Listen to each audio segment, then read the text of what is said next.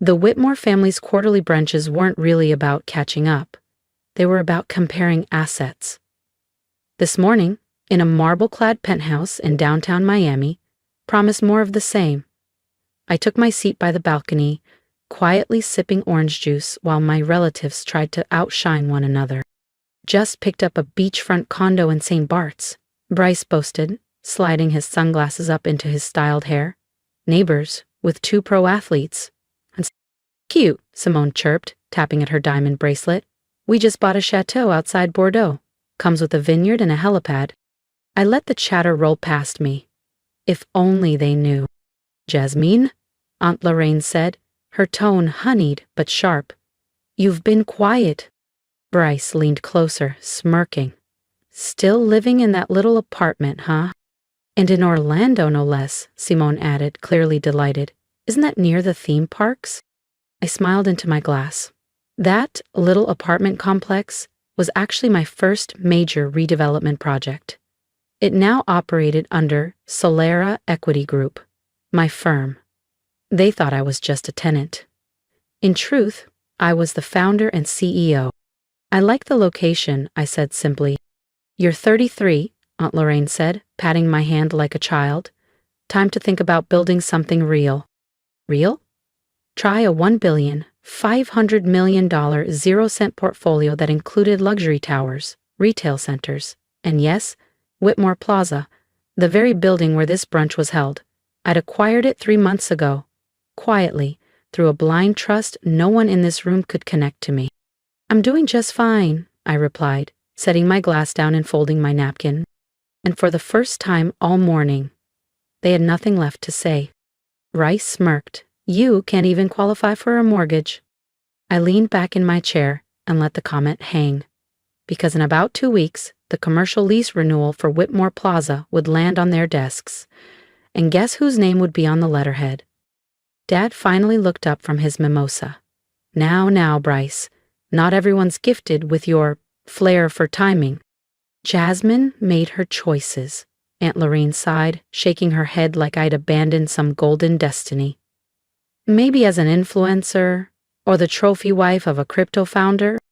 They assumed I spent my days cold calling renters or begging landlords to list their properties. To them, I was still the family's quiet question mark.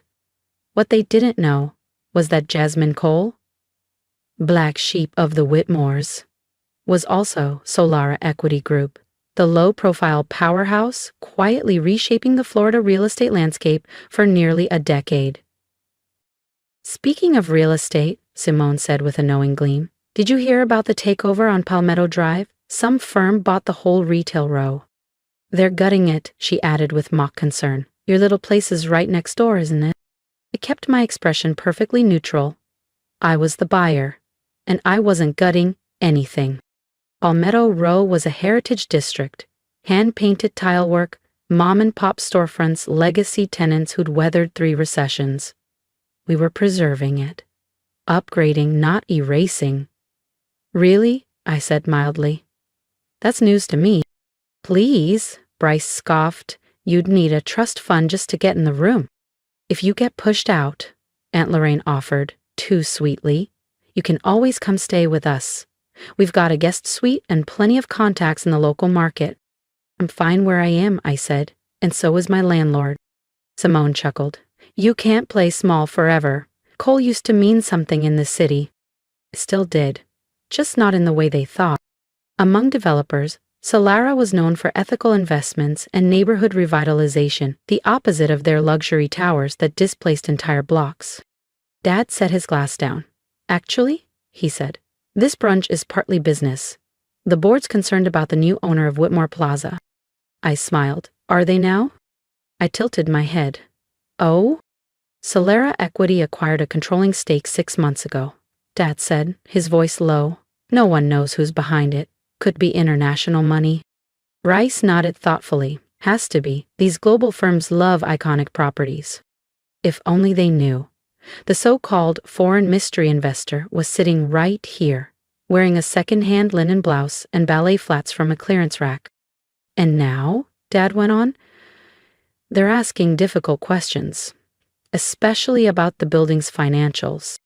Ah yes, Difficult questions, like why Bryce charged his jet ski lease to the operations budget, or how Simone's 5-figure spa retreats somehow qualified as strategic planning sessions. I'm sure it's just standard protocol, Aunt Lorraine said quickly, fingers fiddling with her pearl bracelet. The Cole name still carries weight. That's the problem, Dad said. This Solera person doesn't care about names. They've initiated a full-scale audit. The mood shifted, like the air had thickened. Their laughter dulled. I saw it, panic blooming beneath the polished surface. An audit would do more than rattle a few skeletons. It would bulldoze the entire house of cards. Maybe Jasmine could help, Simone piped up sweetly. She's in real estate, right? Maybe she knows someone at the management office. And suddenly, just like that, the family pariah became a possible asset. I mostly handle boutique properties, I replied, my tone easy. Nothing the scale of Whitmore Plaza. For God's sake, Bryce snapped. You can't lift a finger for your own family. Aunt Lorraine shot him a look, but no one else jumped in. Dad returned to scrolling on his phone, detached once more. They had no idea how involved I already was. Just not in the way they wanted.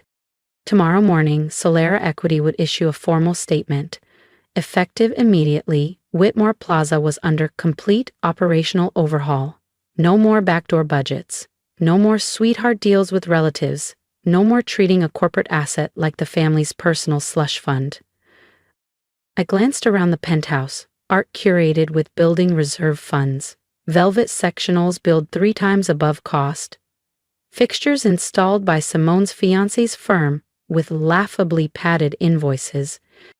Anyway, I said, standing and smoothing my linen blouse, some of us have early starts. Simone snorted. Off to tour more fixer-uppers in Little Havana? I slid my worn leather tote over my shoulder.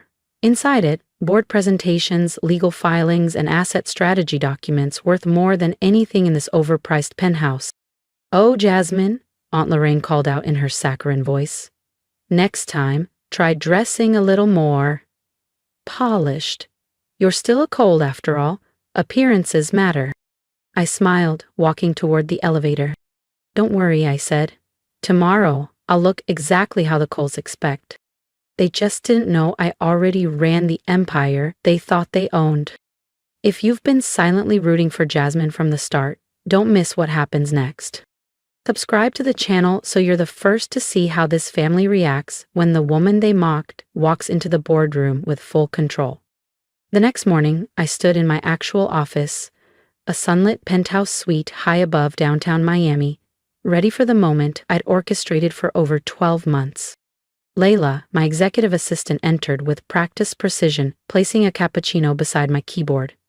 The Whitmore Plaza board's assembled. Your family showed up early. Looks like they're lobbying the independents. I grinned, imagining Bryce trying charm over desperation. Audit packets. All delivered. The forensic review revealed more than we expected. She hesitated. You sure you want to go through with this? There's no undoing it. They need to understand, I said quietly, turning to the window. Legacy doesn't excuse corruption. In the glass, my reflection was calm, clear, and finally, undeniable. Gone were the linen blouse and ballet flats. Today, I wore a deep navy Altozadas suit. Precise tailoring, quiet power. The kind of outfit Aunt Lorraine once imagined I'd wear to impress a husband. Instead, I'd wear it to dismantle their illusion of control. The ownership announcement goes live in 20 minutes, Layla said, handing me a sleek tablet. Once it hits, there's no more mystery. Perfect, I replied, picking up my briefcase. Let's begin. The boardroom at Whitmore Plaza fell silent as I entered. My family was huddled near the far end. Underprepared, overdressed, and visibly anxious. Excuse me, this is a closed session, Bryce snapped. Who the hell are you? I calmly set my briefcase at the head of the table. Jasmine Cole, I said, founder and sole owner of Solera Equity. The firm that now owns this property, and several others, your family mishandled. Lorraine's face drained of color. Simone opened her mouth, but no words came. My father sat frozen, his hand tightening around a Mont Blanc pen. "Jasmine," he whispered. I gave a polite nod. "Good morning." I opened my case and began distributing thick audit folders. "Shall we take a look at your accounting?" "This is absurd," Bryce sputtered. "You're just—" "What?" I asked. "The underachiever? The one in discount shoes?" Simone blinked rapidly. "But you show rentals." "I work," I said. "And I built something real, quietly, ethically." The independent board members leaned in, watching the dynasty unravel. "These folders," I continued, "document every diverted fund, every bloated invoice, every business dinner charged to maintenance accounts." I slid one last file across the table. "Bryce, would you like to explain the $2,300,000 0 cents in renovation costs that funded your St. Bart's condo?" His face flushed so violently I thought he might faint. "Or, Simone," I continued, flipping the next tab in the binder, "perhaps you'd like to explain your fiancé's invoices flashing triple the market rate for standard HVAC repairs." "You'd drag your own family through this?" Aunt Lorraine gasped, clutching her pearls. "No," I said calmly. "You dragged yourselves. I'm just making sure someone holds up the mirror." Dad finally spoke, his voice low and urgent. "Jasmine, sweetheart, we can explain." "Don't," I said, holding up a hand. "I watched this family treat Grandfather Whitmore's legacy like a personal trust fund. While you dismissed my modest life, I was building something enduring, on principle, not pretense." "But why?" Simone whispered, dazed. "Why hide it?" "I didn't hide anything," I said. "I lived simply. I invested intentionally. You assumed wealth had to flaunt itself." "The Palmetto Drive units," Bryce stammered. "You actually live there?" "I own them," I said, "and much of the surrounding block. And no, I'm not demolishing it, because some of us believe success should serve people, not bulldoze them." Suddenly, a ripple of buzzing filled the boardroom. Phones vibrated. One of the independent directors looked up, eyes wide. Solera Equity confirms CEO's identity. Jasmine Cole, long-dismissed member of the Whitmore family, revealed as owner of $2 billion, 0 cents real estate portfolio. Lorraine fumbled with her screen. "Named among top ethical developers," she read aloud. "Affordable housing, heritage restoration." "This will destroy us," Simone murmured, color draining from her face. "No," I said. "This will protect you from yourselves." Effective immediately, Whitmore Plaza will operate with full transparency. No more backdoor contracts, no more budget gymnastics. "And if we don't agree?" Bryce tried to sound confident, but his hands shook. I leaned in slightly. "Then I'll deliver these findings to the IRS. And they're far less polite than I am." The room fell still. "What do you want?" Dad finally asked, his voice subdued. "I want you to remember what the Cole name stood for. Before all this," I said, locking eyes with each of them. "Grandfather Whitmore didn't build empires. He built communities." I gathered the audit folders with deliberate calm. "You have a choice. Work with me to rebuild that legacy," I said, voice steady, "or find another place to live. I hear there are charming efficiencies in Little Haiti." I turned toward the door. "Jasmine, wait." Dad's voice halted me. "Feel I was wrong about you." I paused, then nodded. "Yes, you were." The days that followed felt like something out of a prestige drama. Headlines flooded every feed. Miami heiress exposes family empire in stunning corporate coup. Aunt Lorraine stepped down from every civic committee she chaired. Her public image couldn't weather the fallout. Simone's fiancé's contracting business shuttered within a month of the audit findings. But not all of it was sour. Bryce, facing accountability for the first time in his life, enrolled in a certificate program in urban development at Florida International University. Simone began volunteering at a women's transitional shelter in Overtown. She told me it gave her more fulfillment than her gallery launches ever had. He asked to shadow my next investment pitch. Not as the patriarch reclaiming his throne, but as a learner. For the first time, he truly wanted to understand what I had built. 6 months later, I sat in my Palmetto Drive apartment, yes, I kept it, reviewing our new quarterly performance. Whitmore Plaza was thriving, occupancy was steady, vendors were paid on time, and local businesses were making real gains. A soft knock pulled me back. I opened the door to find my mother. She wore jeans. No pearls, no heels. The simplicity threw me. "I got your invitation," she said, holding up the card. "The courtyard holiday party," I replied. "Not really your thing." "No," she admitted, eyes sweeping the cozy space. "But I'm learning maybe thing isn't the point." She picked up a photo. Me at 23, grinning, holding my first real estate license. "I never asked," she said gently. "Why this path?" "Because I wanted to build something real," I replied, "not just buy it and brag about it." "And now," she murmured, "you control more than all of us combined." "I do," I nodded. "But control was never the goal. Purpose is." She looked at me for a long moment. "Will you teach me?" "Come tonight," I said. "Meet the families who've lived here for decades. Hear their stories. That's where legacy begins." That evening, I stood at my window overlooking downtown Miami, where the city lights shimmered like quiet applause. In the distance, Whitmore Plaza stood tall, not as a shrine to excess, but a reclaimed symbol of accountability and care. Beneath me, the Palmetto Drive complex hummed with gentle life. Restored balconies, tiled murals, herb gardens planted by tenants. A building once seen as a teardown was now a cornerstone of community. My phone buzzed. Partnership offers, interview requests, conference invites. Solara Equity was now synonymous with values-driven investing. But I kept my calendar light, my mornings slow. I wasn't chasing headlines. I was building something that would last longer than any headline ever could. Because sometimes, the person they dismiss becomes the one they must look up to. And the strongest success stories aren't the loudest. They're the ones that endure. A week later, at the Palmetto Drive holiday party, I stood near the garden lights, watching my family slowly adjust to a world they once dismissed. Mom sat beside Mrs. Alvarez, who had lived here 41 years, listening as if it were the first time she truly heard someone. Bryce was hanging lights with Mr. Daniels, our Vietnam vet and longtime resident.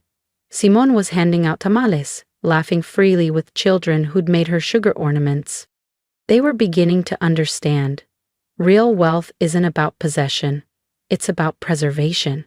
What you uplift, what you honor. Dad joined me near the cocoa stand. "You know," he said, "your grandfather believed buildings should protect people, not just profit from them." I nodded. I found his old journals, pages of notes about keeping rents fair, helping small businesses. We lost sight of that. He looked at me, not with shame or pride, but recognition. "You could have destroyed everything we built." I smiled gently. That was never the point. I wanted to build something that would outlive all of us. Because in the end, if this story resonated with you, drop a comment below. What quiet victories have you claimed while no one was watching? What legacy are you building? And let's talk about the hard work that no one claps for, the dreams that take time, the resilience it takes to keep going when no one believes in you, but you. And if you're standing at the edge of your own turning point, don't waste your breath trying to cope. Start small, start quietly, but start with purpose. Support this journey by subscribing to the channel. There are more stories to come, stories about second chances, silent strength, and the kind of success that doesn't need validation. Because legacy isn't something you inherit. It's something you create. And sometimes, the best revenge isn't revenge at all. It's becoming exactly who they said you'd never be. So subscribe, stay with me. Let's build something that lasts.